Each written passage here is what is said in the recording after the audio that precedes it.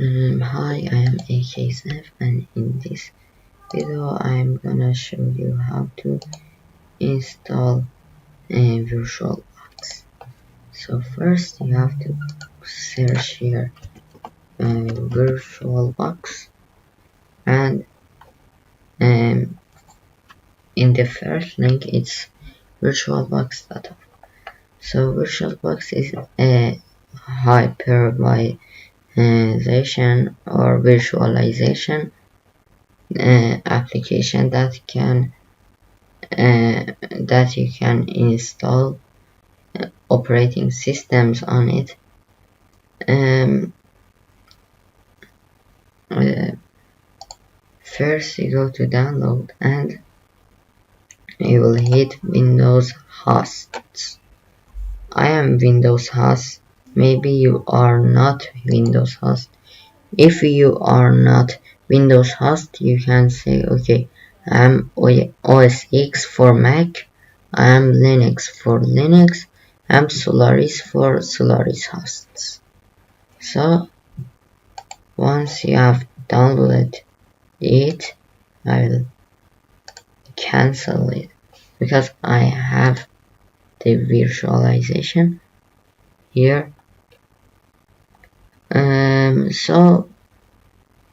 You need to, I have to see if I have it in my programs. Yes, I have it here.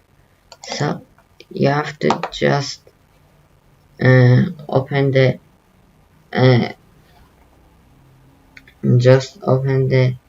application, the executable. In my case it says okay, you want to repair or remove, but if you haven't installed that, you should do next and install it. Maybe it should ask you maybe let's see virtual, let's go back and say installation steps, so I can show you how to install it.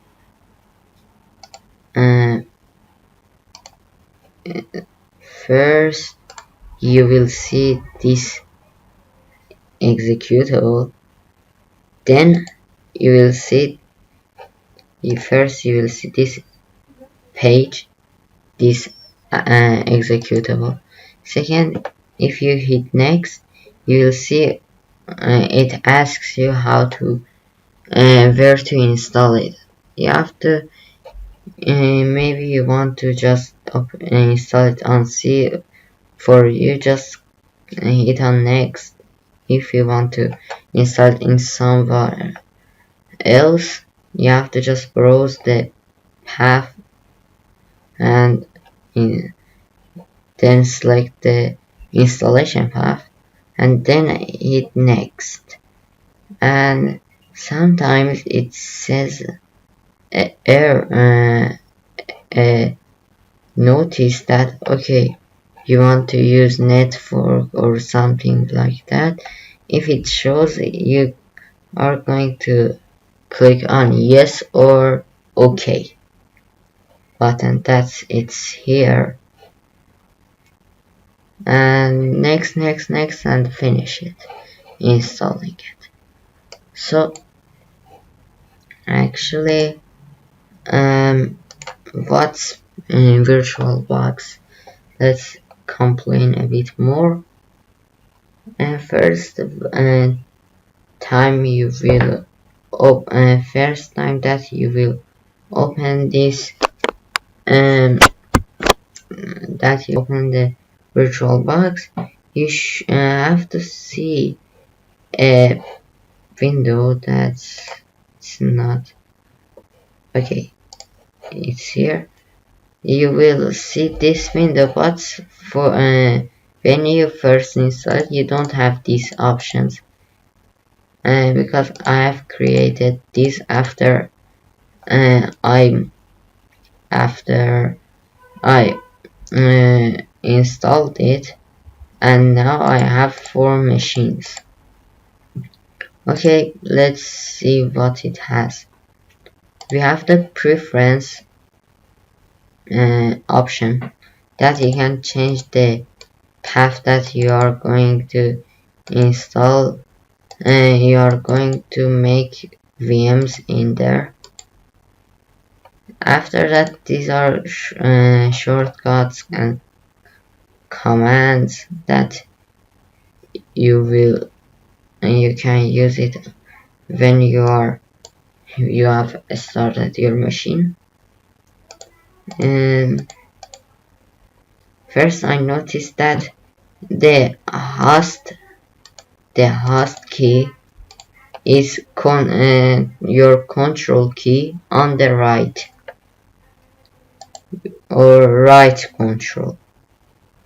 Okay, here it says, okay, can I check for updates? I will check it because it's a free application and it's free. It's okay to check for updates. What's your language? I said, okay, I want English.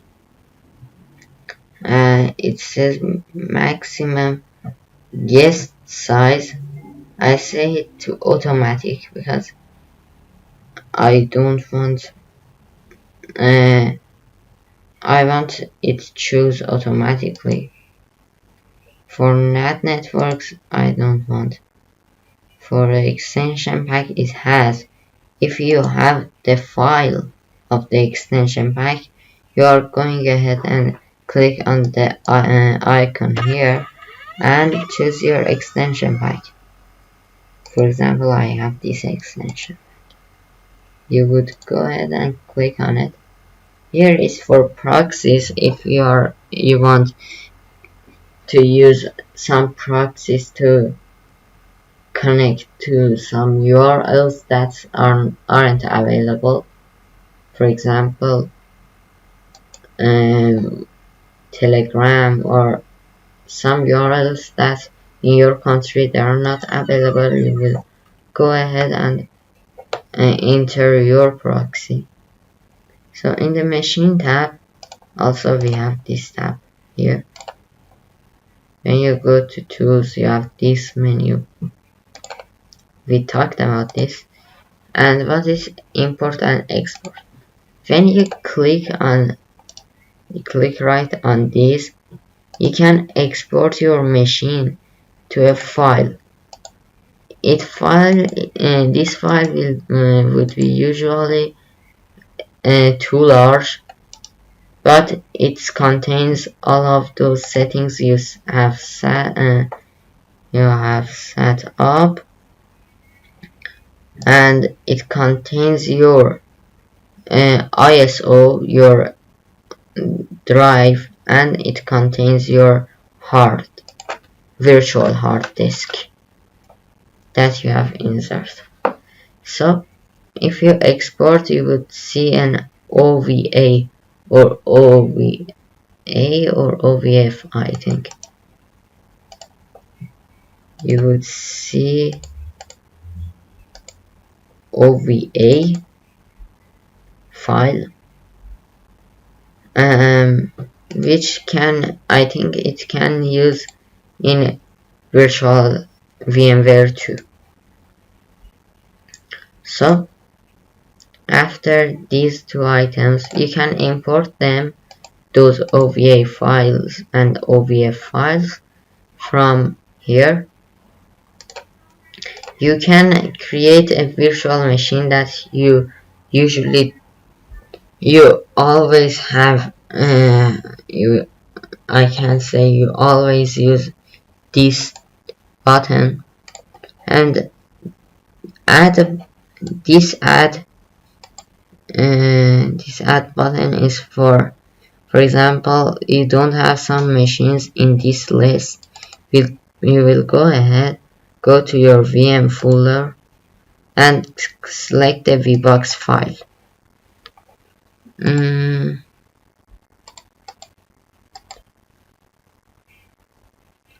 And it's all of that you can do. So for example, how I can make the VM. So you will go ahead, select your name. For me is Linux. This is your virtual machine folder, but don't add your project, your name that you have entered here. Don't add that, add to the next. It will create if you don't hit this, it will automatically create a folder by your name, your VM name, into this path. For example, I have a Ubuntu machine, so this is the path that I chose. The Ubuntu will be in this folder, the Ubuntu files. So after that, you have to choose your operating system type. For example, BSD or Solaris. I go ahead and say select the Linux. Then you have to select the version. If you're Linux, you have different options.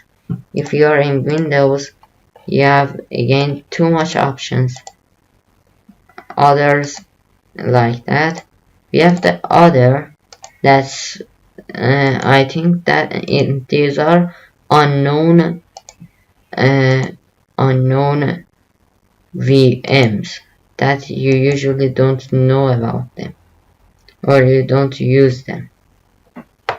So I will say okay, Linux and for example Debian, and Debian 6 is 4 bits.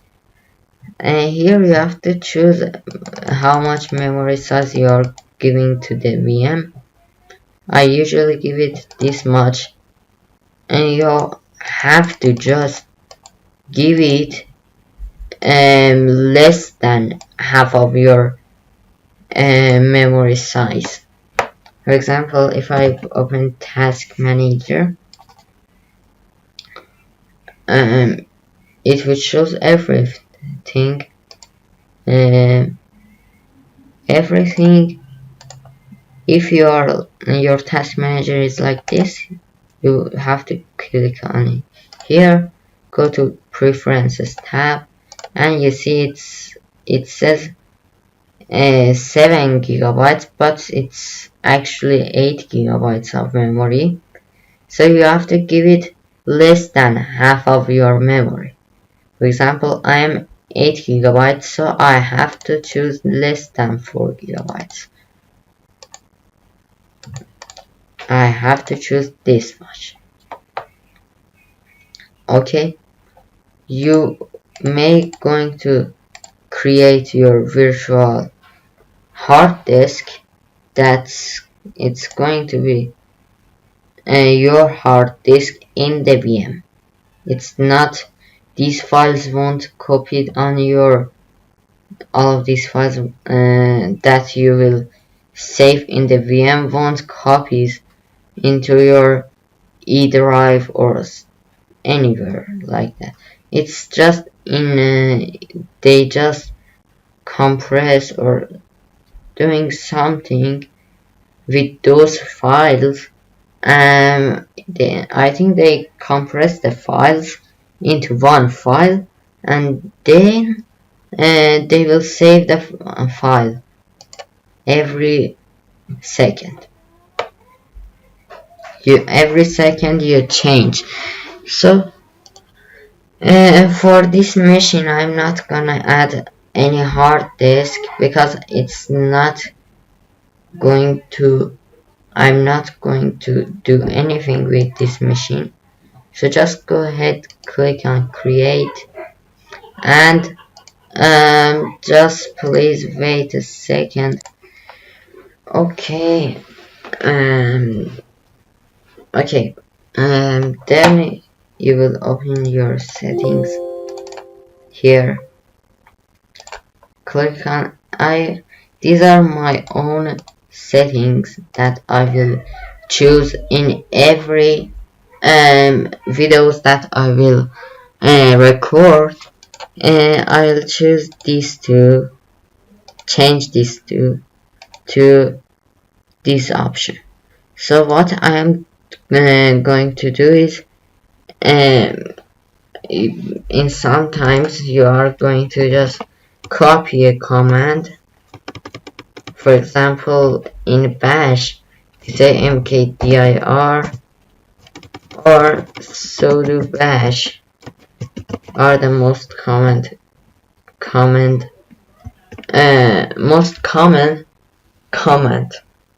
So I will copy it, and if I chose this, I can copy this text and paste it in the VM. And in this option, if I chose this, I can drag and drop files to the VM. These are the descriptions when maybe you want to save your username in the VM, your password in the VM. What you are going to picking a note or something like that. Okay, I will use this order for my VMs, and I will check this one. Okay, in the here you will select the bootloader, and it will shows that okay, the first it will runs the hard disk if there was anything in hard disk. Second, you have to go to CD or DVD. Then if you have to check this too. If you had floppy, just check this, and if you want to boot from network, that usually we don't boot from network. So here will enable the EFI ability. You will if you enable this, you have to just create a EFI partition for your operating system, and you have to use UEFI partitions. And in here you will select the processors, how many cores you are going to give to this mesh VM. Here it's you will see this green part and red part. Red part means that you don't have this much cores. So I have 4 cores, which I will leave 1 core for my system so it won't crash and it will work, and I will give it 3 cores for this VM so it can run fast and do things better. I will give all of the video memory to have the better to have the best display. This part is too important, and you can add a hard disk by clicking on here. You can add it from your system, or you can create it here. So here if you have an ISO to boot, or if you have a CD to boot for installation and for operating system installation, you will go ahead, click on this and click on here first option, and you will add the ISO, or you will create and you want to create an ISO. You will go ahead and click on this and create your ISO from the files you have. And here for the CD and DVD drives. For example, my DVD drive is, you can see here, my DVD drive is F is for F is for the DVD drive, and G is a virtual drive that Power ISO will create. Okay, I will say, okay, drive F, for example, is my CD, and I will, by clicking on this, you will say the machine that don't use any ISO or any things that attached. I will hit this option to say, okay, my microphone will is enabled for the VM, and I can talk in the VM too. I can record in the VM too. I will go ahead, use the bridged adapter, and I will choose my my driver for the wireless. And I've never changed. I will never change this. But if you want to add a USB, for example, I want to add, let's connect something to my computer. Let's connect. I found something to connect. Okay, I've connected my USB, which is here. If you want to connect a USB, for mine it's named this. So by clicking on your USB, you will just add the USB connection to your VM. Here I will use the shared folders. I will click on this to add shared folder, and I will select the path and say auto mount. Okay, first I wanted to create a shared folder. What's shared folder? Imagine, for example, you want to share some files to your computer from the VM, because VM is one file and you cannot put those files, copy those texts and make your file, and that is in VM. You can't do it, but you can make a shared directory. You can add a shared directory to the VM, and you can copy those files to shared directory, and you will have it in this path. This is the name of the folder that would be mounted on the VM. So you have to check this auto mount. If you don't, it won't show you the shared folder in your Ubuntu or your Windows. You have to manually just set some bash commands or set some cmd commands to just mount this folder. And here you can just customize your VM.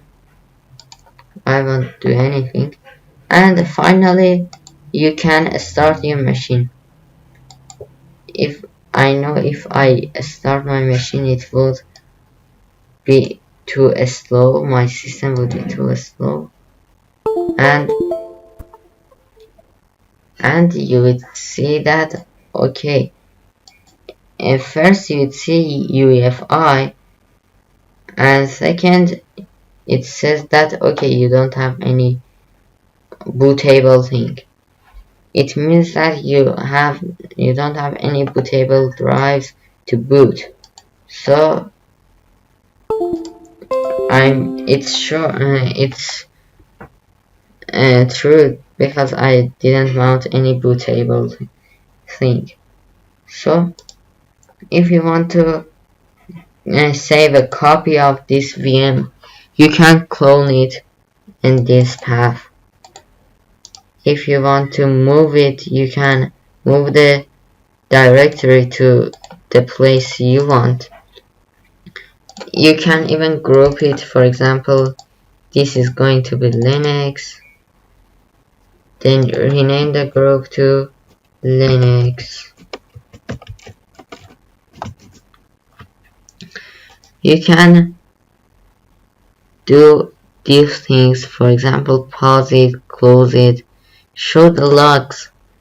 These are the logs that VM saved. You can see the files here. You can create a shortcut on your desktop. On my desktop there is a Linux.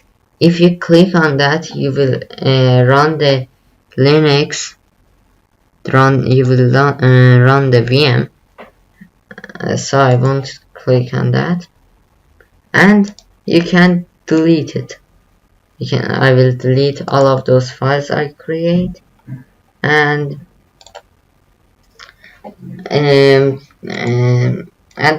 this is all I wanted to say. This is all of the settings of the options. I finished, I will finish this video.